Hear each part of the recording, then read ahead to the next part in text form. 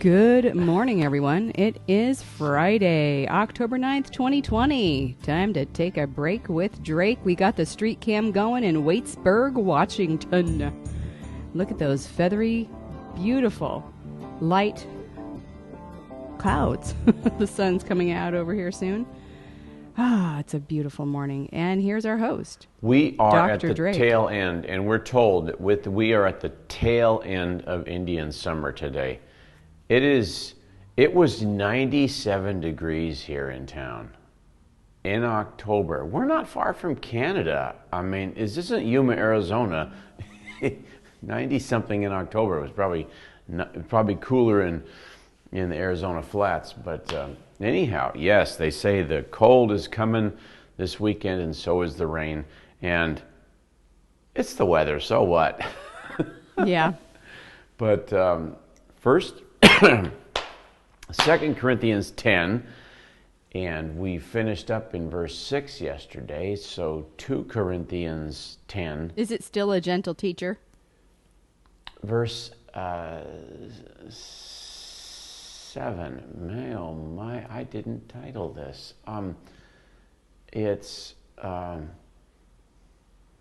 It's about how we are with each other and how that becomes discipleship.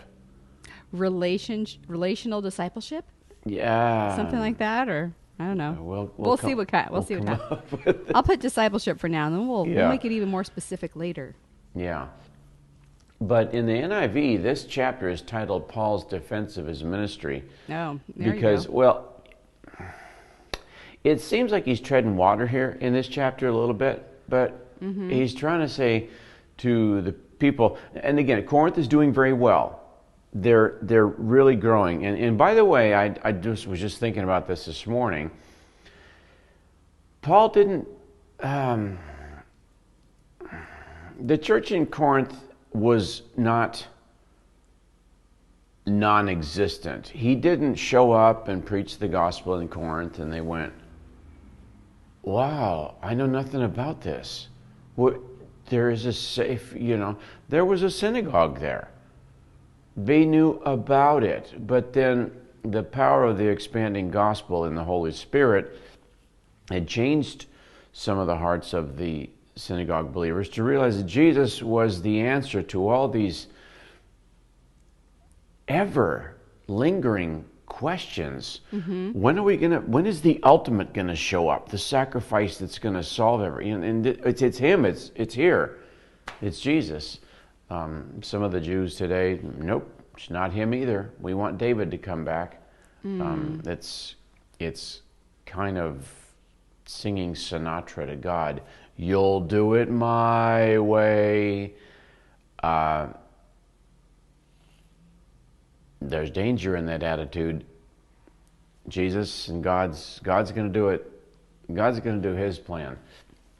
So anyhow, Paul didn't plant this church in Corinth from a cold turkey nothing.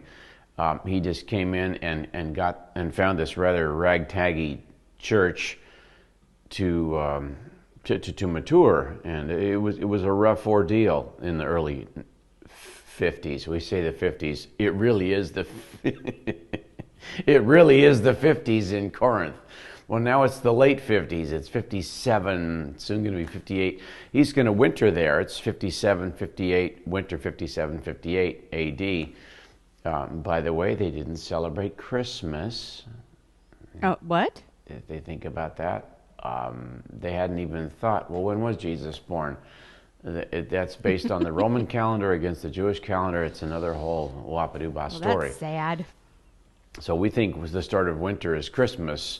Well, their winter started at Christmas. The Christ Mass. Well, yeah. Did they have the like the winter solstice?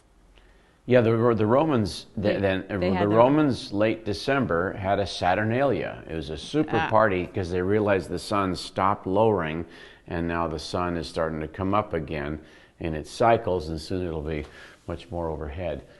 Anyhow, didn't mean to get off on that, but we did. Well, that's all right. But in chapter 10, he's basically saying, Whoops.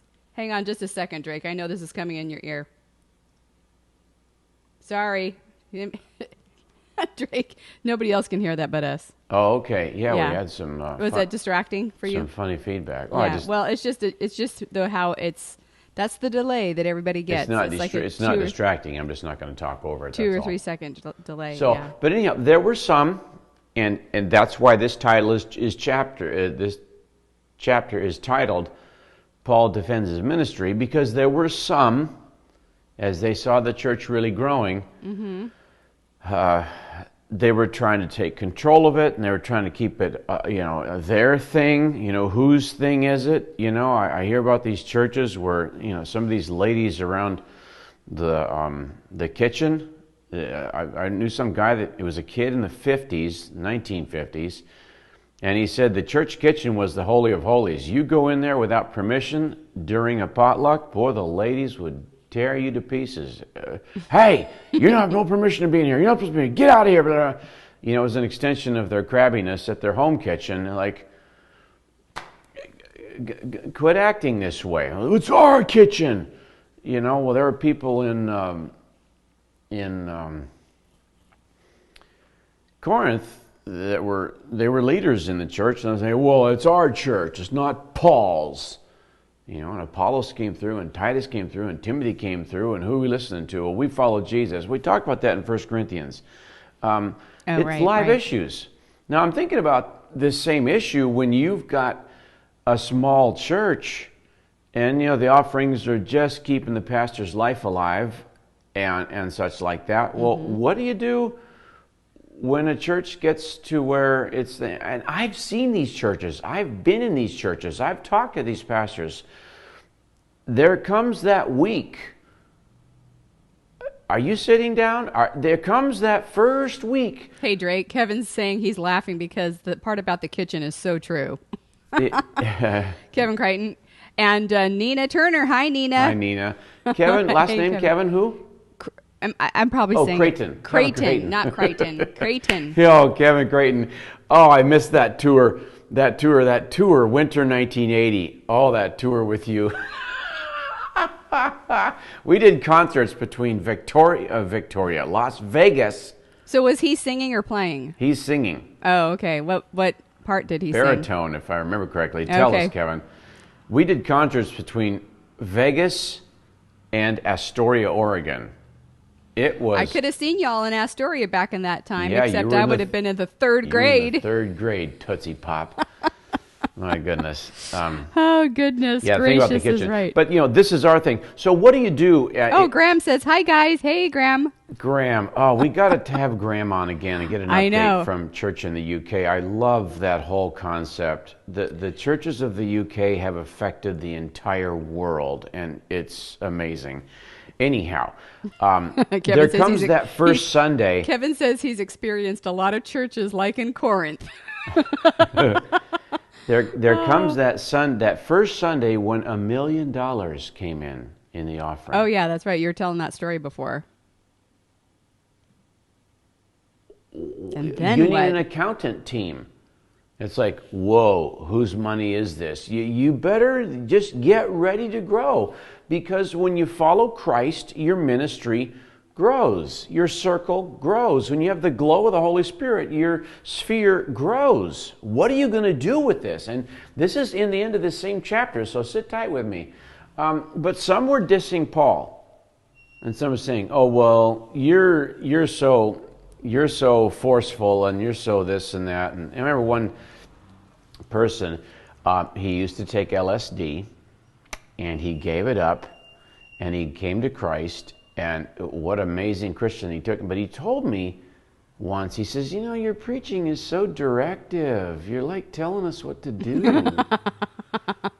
Oh. It was just a new thing to him, because he kind of just, hama rama rama huma waba, just sit in the lotus position and just kind of feel good about nothing. You're not supposed to feel good about doing nothing. You're supposed to feel nothing about doing nothing. And you should feel good about doing bad.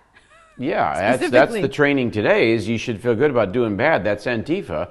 But you should feel good about doing good. Yes, right. You should feel good. So, anyhow, Don't forget, Drake, sometime during the show we need to share church bulletin bloopers. Oh, yes. We'll do that. But think about when you want to do that. We'll do that at halftime in 5 minutes. Halftime, okay. But some of these people were dissing Paul. Some of the leaders in Corinth, unnamed people for the most part, were dissing Paul. They thought, Paul this, Paul that. And he goes, hey, wait a minute. Well, they said, well, your letters are so forceful and you're really telling us what we need to do. When there's a hole in the boat, you got to patch it fast. I've been out in a lake, freezing lake, and there was a hole in the boat and the engine had died. And I'm thinking, once we go under, we all freeze to death in less than 10 minutes. That's pretty disturbing. And we weren't going, well, okay, let's just think about life here and well, who has a recipe they like? Fix the whole thing! It was crazy. When Paul's saying, dude, you guys are going to kill each other. You're going to devour each other and shut this church down. Paul's got to cut in. You fussing about him being too forceful? Anyhow. You're so directive. Yeah, in verse 8 he says, but at the same time he's disturbed with some of these leaders, but he's very happy with the growth of the entire congregation. And he's like, wow, the church in Corinth, this is so great. Even if I boast, verse 8, somewhat freely about the authority the Lord gave us for building you up rather than pulling you down, I will not be ashamed. Should we boast? Should we boast? No, bragging's not, When I hear an athlete at the end of a contest brag about how awesome he is and how he's number one and how everybody knows I'm number one and just know how, shut up. I don't want to hear it. I loved the way Peyton Manning would end every game.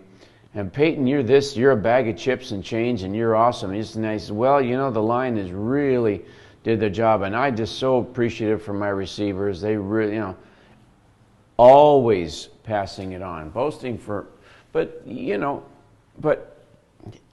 we have among our menagerie of children, there's 10 of them, we brag about them.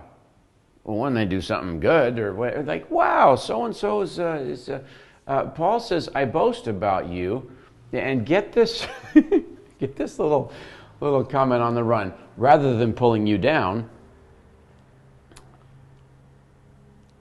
The Corinth church used to scratch each other's eyes out like a cat fight. No, seriously? Yeah, it's like... No, guys, I mean like they would really go at each other like that? No. I'm talking about, okay. But hey, words... Corinth, the cage-fighting church. Someone can bop you or thump you, and it hurts for a little bit, bruised. Maybe it hurts in the morning, but a comment can sting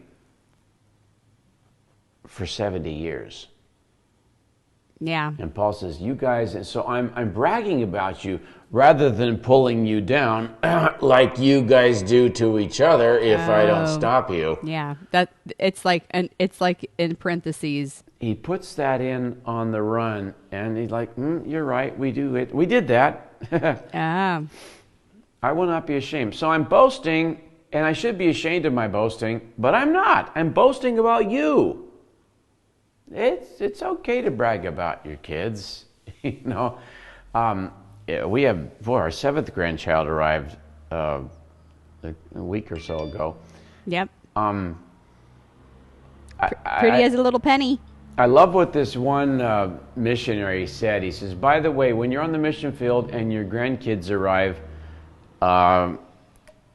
when you send out your briefer letters, keep the grandkid thing to a little photo at the bottom. If you make it the cover, I don't like it when people send me, when we get a Christmas card and the card is their grandkid. Well, you're super psyched about that, but we just want to see you in the photo too. I don't know your grandchildren. I don't even know a lot of your kids. I remember you from college 40 years ago. We want to see those gray hairs.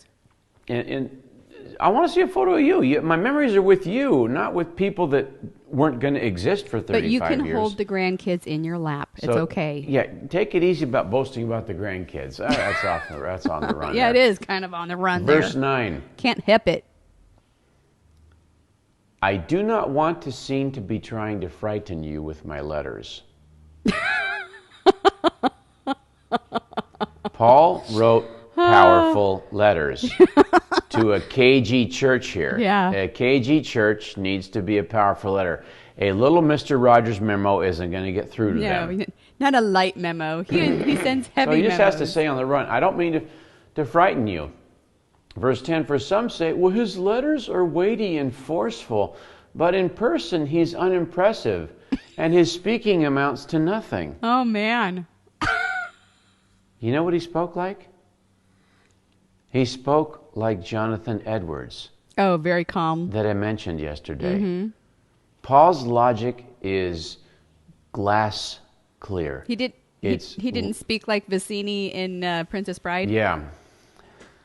You're no match for my brain. He didn't talk like that. He talked so calmly, and he was so easy to follow. And I can learn really well from someone like that. I can't learn from someone who talks super fast. I can't learn from someone who throws little put downs here and there. I tune them out. Goodbye. I'll come back. That's why you like to listen to Paul Kreitz.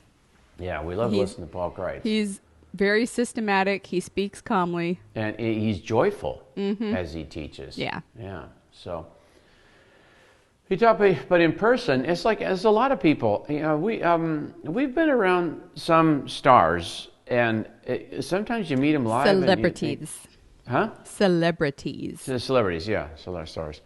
But some of these people, they're giants of the screen, and you meet them live, and they're 5'5". It's just like, wow. That's movie magic for you. Yeah, you can move the camera and make a giant seem like a short guy. Obviously, because I can be like in this little bubble on your shoulder. Yeah, right. Which shoulder are you on? The first one, yeah, on that side. Hello, honey. How are you? And so you meet them live, and they're not a big person, and they're not like they are on the screen. They're a good actor. That's what's being proved here, and that's just the way things are. Such people, verse 11. Such people, and I like this, should realize that what we are in our letters when we are absent, we will be in our actions when we are present. It's just normal life. Walking with God isn't a nonstop, out of control party.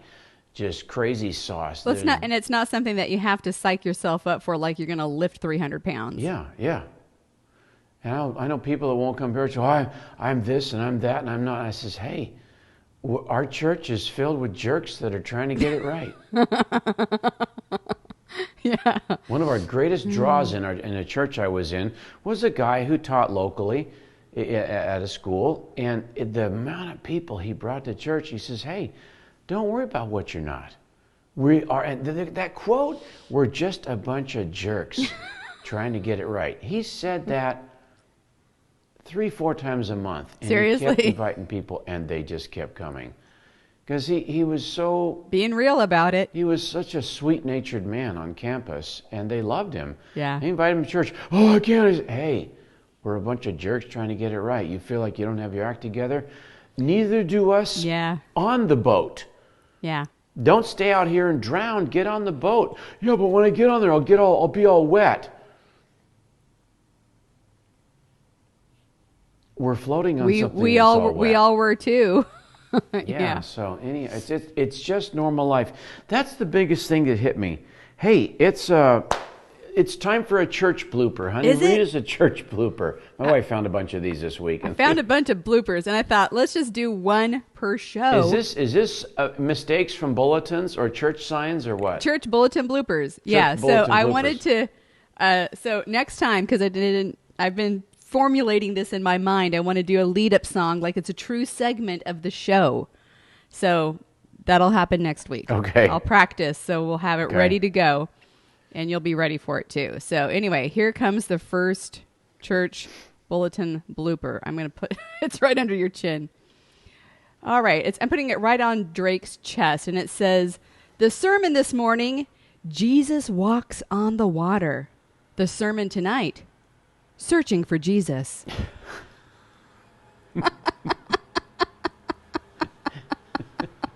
How far did he walk? Did he have scuba tanks? Yeah.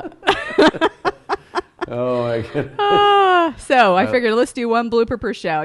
Kind of just liven Yeah. things up a bit here. Yeah. So it's just normal life. And, I finished college in Jerusalem, January 1985. And then we had some auxiliary studies in Egypt. Giza, where the pyramids are, we went upriver where the 10 plagues were, and Moses and Pharaoh had it out. In Karnak, it was amazing. And we flew to Greece, and we saw the city of Corinth was the feature study place of this. But I was in all these places, and I was in many of the highlighted and mentioned cities that Abraham was in. And we forget. We go back, oh, this is where Jesus walked. This is where Jesus died. This is where Jesus was born. Abraham, in Jesus' day, they looked back at Abraham the way we look back at Jesus, because in Jesus' day, Abraham was back 2,000 years. What? It was So long. 2,000 years ago. That's a long time I ago. was like, Yeah. oh my word. Well, just like us looking back at Jesus. I You're was right. in these spots where Abraham's tomb, I've been to it, I've been in it, where Abraham offered Isaac on the altar on Mount Moriah in Shechem, where he first landed. The tree of memory. I was in all these places, and I thought, you know something? Abraham lived a normal life. And he just did what God said. Mm-hmm. And he pleased the Lord. I can please the Lord. I can please the Lord. I kind of grew up with this. Well, yeah, it'll do. I didn't hear good job when I was playing trumpet. I heard good job, but outside a band, I never heard it. That was excellent. You got it. You nailed it, kid. Bingo. Now, I didn't hear that like I kind of thought I would, and so I thought, oh, I need to do a little more before I please the Lord. I'm not there yet. I'm almost, well, God thought, well, it's okay. It's B minus. I always just had that feeling that God felt that way about me. And I'm standing in Abraham's places, and I thought, hey, he just lived. He just pleased the Lord because he just believe me. Put your life, believe, L-I-E-V, that is the root word for life. To be life, to be life, like begotten, bespoke, begat. Like your shirt, a bespoke Caraloha shirt. Yeah, but to believe, it means to totally trust your life to God's hands and believe what he said. We get so used to that word. That's a nifty breakdown of that word, Drake. Yeah, we hear that word so much we don't even know what it means anymore. A lot of what we say, you break it down, you hear the etymology of it, what the words and what it all means. It's just fascinating. Abraham believed God. In Norwegian, lively one, the guy's name is Leif, L-E-I-F, Leif. Life, it's the word for life. In Yiddish, Jewish, it's in l'chaim, life. The life. Walking with God is the life. Abraham believed God, and it was credited to him as righteous. Just do what he says. He leaned on his staff and worshipped. I just want to say that etymology is the study of words. Entomology is the study of insects. Thank you. That's all. Yeah, etymology, not entomology, yeah. You knew that already. Oh, I knew that. Yeah. I didn't say entomology. Well, you actually did, I think. Etymology. We'll look at the replay. E-T-Y. Yeah. Skip the replay. I will. No, for you listening, if it helps, watch it again and share it because it's very helpful. No. But he's leaned on his staff and worshiped God. And that's what hits me about verse 11. It's just normal life. Abraham did it and he pleased God. In verse 12, it's about we do not dare to classify or compare ourselves. Now this may seem klutzy, but it's very relevant in our lives. We do not dare to classify or compare ourselves with some who commend themselves. We compare all the time. His dress. We do Her compare. dress, Yes. Her dress, his car, her cooking, the his watch, his the outfit, house, his truck, his job, this and that, her hair. Yeah. We compare all the time. And Paul social says, media helps us compare. oh, it makes it worse. We do not dare to classify or compare. When people measure themselves by themselves and compare themselves with themselves, they are not wise. Is that a verse right there? That is a verse. Can you read that again a little slower? We do not dare to classify or compare ourselves with some who commend themselves. Some guy's like, oh yeah, I'm all this, that, and I'm a bag of chips, like an athlete that just won, and they're interviewing a guy that has more motor skills than verbal skills. Duh. We do not dare compare ourselves with some who commend themselves, for when they measure themselves by themselves and compare themselves with themselves, they are not wise. Don't do that. Don't do that. And you know how we get over that? Like this? How? Help each other grow. Serve each other. God's growing me by me helping you, Drake. Mm-hmm. And vice versa, I'm sure. Mm-hmm. We had a car fail right in front of our house, and out stepped a whole squadron of skinheads. Mm-hmm. This just happened this spring. Car broke down, steam's coming out, phone just died, they can't call for help, this and that. I charged up their phone, this and that, I showed them, they're in the Help market. push the car. I totally helped them. Mm-hmm. They couldn't believe, I guess I look like, I don't know, some dude off of Mayberry or whatever. I don't know. You're like secret CIA. When I'm in Asia, they think I'm CIA. But I just helped them. And they couldn't, these guys had swastikas on their faces. And everybody's like, geez, and I just totally helped them. And I got done, and the guy almost had a tear in his eye. He says, hey, thanks for not judging me. I said, brother, you're my brother. I'm not a skinhead. Come on, don't give me that jive. That's all the jive talk right now. The guy give him what they need. I stopped and helped a black guy once. Well, probably more than one, but this one particular time. But he's just like, dude, I don't know where he lived, downtown LA or something. I just got out and helped him, this and that, the crowbar, what's it called? Jack up lug nuts, a flat. I just helped him. You jacked up his car. And he just kind of like, whoa, and the kids were like, oh, I heard about people like that. And he says, he said something like, I can't believe you stopped and helped. I said, hey, you're family. Mm-hmm. You're family.